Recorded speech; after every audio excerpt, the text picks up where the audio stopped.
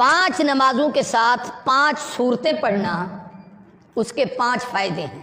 فجر کی نماز کے بعد سورہ یاسین جو شخص پڑھتا ہے اللہ اس کے معاملات اپنے ذمے لے لیتے ہیں، یعنی اس کے تمام کام کاج اللہ اپنی قدرت اور رحمت سے پورے کریں گے۔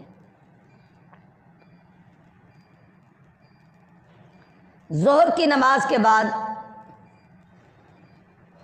سورہ فتح، انا فتحنا لک فتحا مبینا، جو آدمی اس کے پڑھنے کا اہتمام کرتا ہے سورہ فتح کو، اللہ اس وقت تک موت نہیں دیتے جب تک حج عمرہ نہ کر لے۔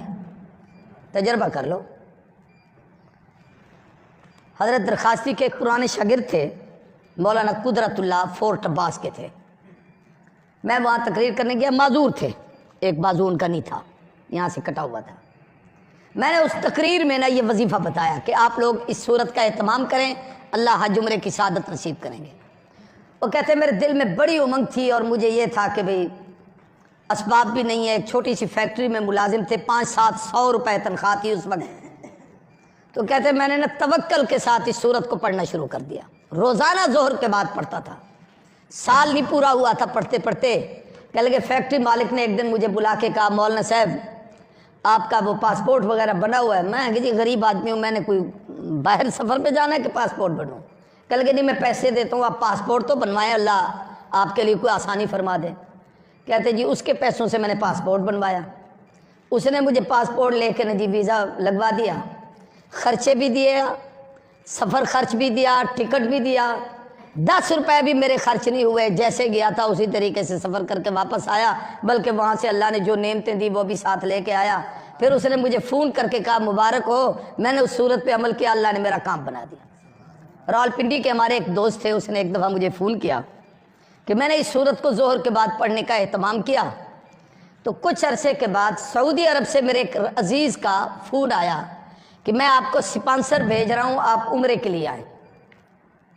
تو میں پڑھتا تھا روزانہ اس صورت کو، اس کا پیغام آ گیا، میں نے تیاری کی، میں عمرے پہ چلا گیا، پیسہ اس نے بھیج دیا تھا۔ اس نے کہا میں نے خواب دیکھا کہ مجھے کوئی آدمی کہہ رہا ہے یار وہ تمہارا عزیز رشتہ دار ہے، غریب ہے، اس کی تمنا ہے، اللہ نے تجھے توفیق دی ہے تو اس کو عمرہ نہیں کراتا۔ اب وہ کوئی بزرگ مجھے کہہ رہا ہے، میں نہیں سمجھا وہ کون تھے، یہ اس نے وضاحت بھی نہیں کی۔ تو کہنے لگے اس نے وہ اسپانسر بھیج دیا، میں عمرہ کر کے آ گیا۔ یہ تجربات ہوتے ہیں، تو اگر اعتماد سے آدمی کرے تو فائدہ ہوتا ہے۔ عصر کی نماز کے بعد سورہ نبا، عما یتساءلون پارے کی پہلی سورت۔ آج کل اس سال وظیفے بڑے لکھ رہے ہو، اتنے وظیفے میں نے پہلے کبھی نہیں لکھوائے۔ یہ دین پورے دی برکت، ورنہ انہیں میں تو نہ لکھوں نا۔